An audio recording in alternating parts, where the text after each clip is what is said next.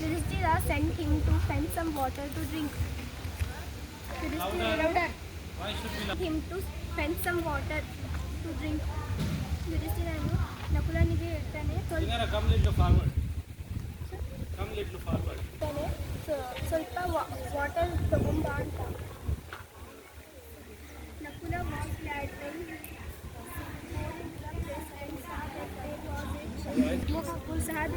Sunera, speak louder. I can't hear your voice. ಖುಷಿ ಆಗ್ತಾನೆ. ಅಲ್ಲಿ ಹೋಗಿ ಆ ಪ್ಲೇಸ್ನಲ್ಲಿ ಹೋಗಿ ಅಲ್ಲಿ ನೋಡ್ತಾನೆ ಅಲ್ಲಿ ಒಂದು ಪೂಲ್ ಇರುತ್ತೆ. He was very thirsty himself and also thought of quenching his thirst first before taking the water in the quarrel for his brothers.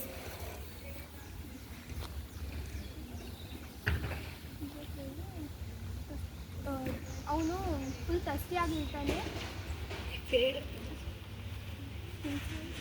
ಅವನು ಯೋಚನೆ ಮಾಡ್ತಾನೆ, ನಾನು ಫಸ್ಟ್ ಕುಡಿಯೋಣ ನೀರು ಅಂತ. ಆಮೇಲೆ ನನ್ನ ತಮ್ಮಂದರಿಗೆ ತೊಗೊಂಡು ಹೋಗೋಣ ಅಂತ. But on front, he dipped his hand in the transparent water. But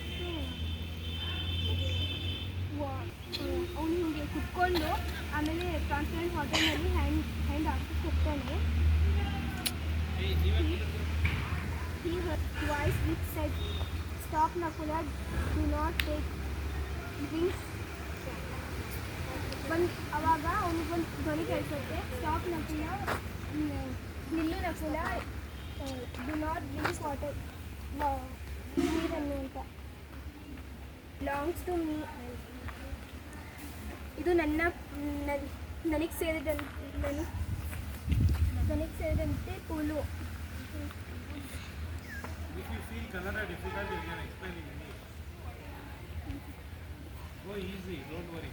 Nobody underestimate. ಓ ಮಾಧುರಿಯ ಮಗ, answer my question and then drink the water. First ನನ್ನ ಕ್ವಶನಿಗೆ ಉತ್ತರ ಕೊಡು, ಆಮೇಲೆ ಕುಡಿಯಂತೆ ನೀರು. ನಕುಲ ವಾಸ್ ಸರ್ಪ್ರೈಸ್ಡ್ ಆಗ್ತಾನೆ.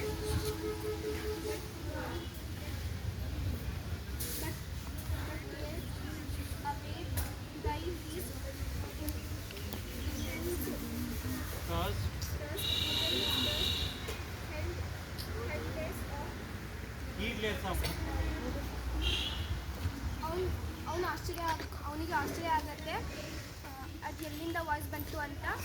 ಆಮೇಲೆ ಅವನು ಅಷ್ಟು ಕೇರ್ ಮಾಡಲ್ಲ ವಾಯ್ಸಿಗೆ.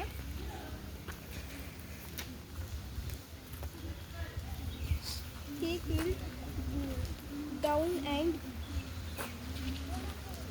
began to drink water. ಅವನು ಕುಡಿಯೋದು. That once he began to feel terribly drowsy and he fell down. ಅವನು He felt drowsy and fell down to the ground. Fell drowsy and fell in the ground. Looking like he is dead. Looking like he is dead. Yeah, good. Stop.